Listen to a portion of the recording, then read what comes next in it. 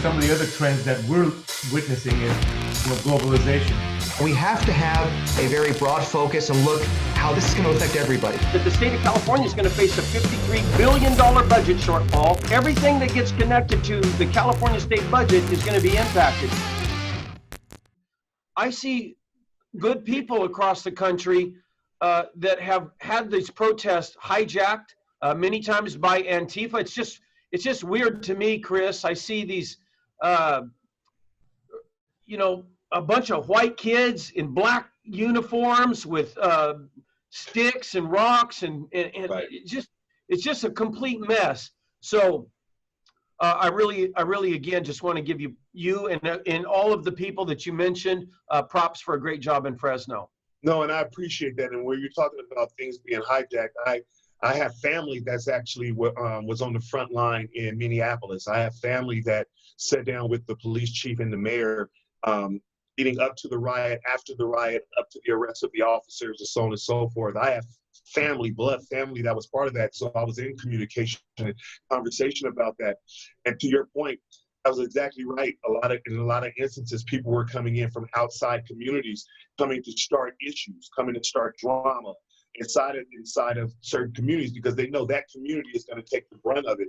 As a matter of fact, the first set of destruction and violence that happened in Minneapolis, come to find out, it was reported that it was actually a police officer, and his ex-fiance is the one that outed him on that.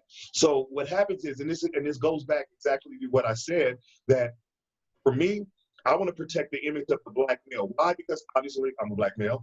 Second, I have a 23-year-old black male and an 18-year-old black male. So I want to help mitigate the things that are already going on for their own survival and comfort. We had Sheriff Mims on, and she referred to the murder of George Floyd, which I thought was a powerful statement to come from our top law enforcement officer in Fresno County. And I totally concur personally. And when you see something like that, when we asked her on the program today, what does it make your sheriff's department feel, the good officers, the good people that are serving, when they see something like that happen? And she says, there's a lot of frustration and even anger on her within her deputy force when they see something like that. And I imagine the same is true for good-hearted people that are trying to work their butts off to improve our society when they see somebody come in and hijack some of these protests. You guys that are out there for the fighting for righteousness have got to be pretty dismayed when you see that happening. And I even saw a lot of instances where people would roll up and say, hey, this is not us. I saw one African-American guy rip the skateboard out of a small, a young punk's hands and say, hey, what are you doing here? We're not bashing in windows. And so I think, people are starting to question some of that stuff. And I think that's a good thing.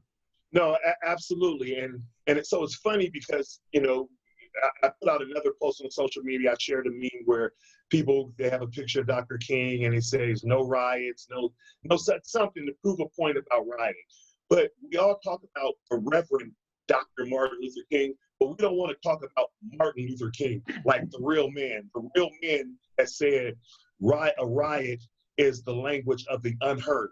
So even in his peacefulness, right? Even in his peacefulness, he was still beaten. Even in his peacefulness, he still went to jail. Even in his peacefulness, he was still ousted by the government and law enforcement. Even in his peacefulness, he was still murdered, right?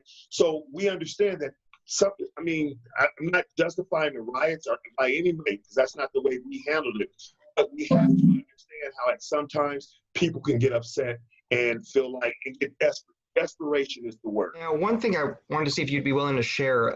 You said you're the father of two young men, and you talked a lot about your son, and you're a very, very proud father.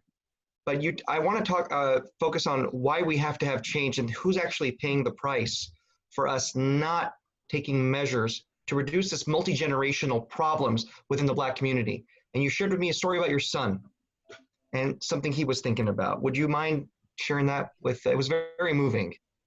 So my oldest son, 23 years old, graduated from Fresno State University, played football. transferred to graduated at State, did a senior year in Colorado, and he's home right now, preparing to try to get a free agency in the NFL. He came home the other night, and it was probably right around 11:30, 12 o'clock at night, and he was sitting in the driveway. Now here we are, we live in a brand new community, brand new home.